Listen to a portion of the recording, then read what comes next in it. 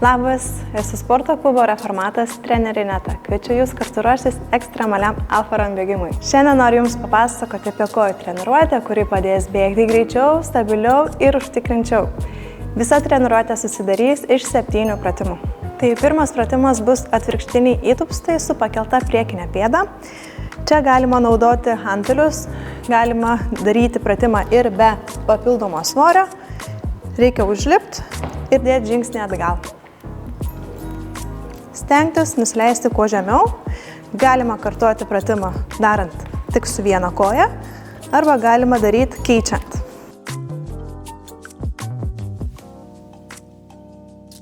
Tam, kad kontroliuotumėm savo judesį ir stiprintumėm žingsnį, tam reikalinga didelė amplitudė. Dėl to reikalinga mums tokia aukšta pakyla. Kai stengiamės leisti žemyn, išlaikyti statų kampą su priekinė koja ir kartojam judesį 3 serijas po 8 kartus. Gerai. Sekantis pratimas bus šoninis įtūpstas su rotacija. Mums prireiks gumos, kurią reikės užsidėti per pėdos vidurį ir kamuolio arba bet kokio sunkesnio daikto, su kuriuo galėtumėm suktis ir rotuoti į priešingą pusę, darant įtūpstą su guma. Tai pasiemam svorį, atsistojam patogiai, kojas tiesiai, nešam koją į šoną ir darom pasisukimą. Kartu stumiam dubenį atgal, stengiamės nepersikreipti, grįžtam, iškvepiam.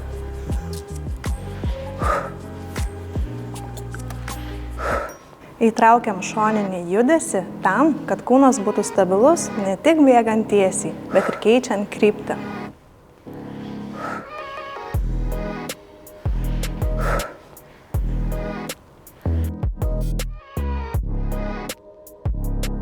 Sekantis pratimas būtų vienos kojos trauka, pritraukiant kelį link savęs.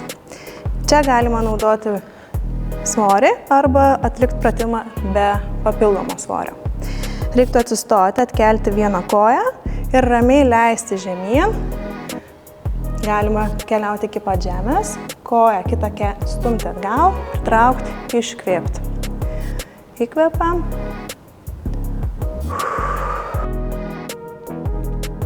Čia akcentuojam balansą ir jėgos perdavimą, kad efektyvesnis atsispyrimas įvyktų kiekviename žingsnyje.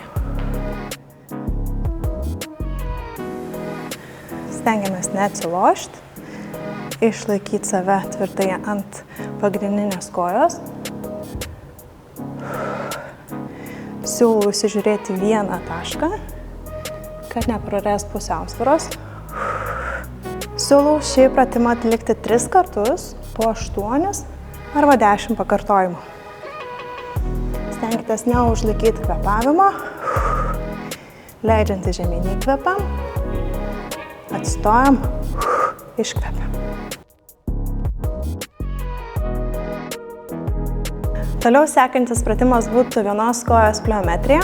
Šį pratimą siūlau atlikti irgi 3 kartus po 20 šuoliukų. Tai reikės atsistoti prie kažkokio tai paaukštinimo.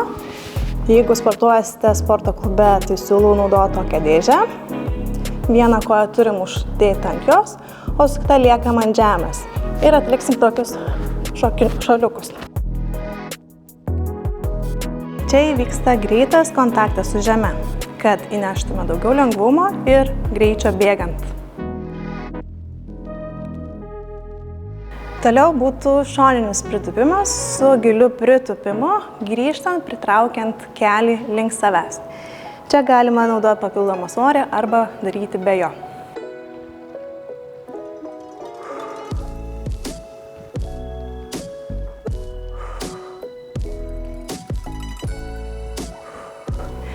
Darant šitą pratimą, jeigu pas jūs yra geras mobilumas, galima koją statyti šiek tiek pasukta į šoną. Jeigu jaučiat, kad trūksta stabilumo, galima koją statyti labiau tiesiai. Akcentuojam judėjimą skirtingomis kryptimis tam, kad kūnas taptų stipresnis ir labiau pasiruošęs netikėtiems krūviams.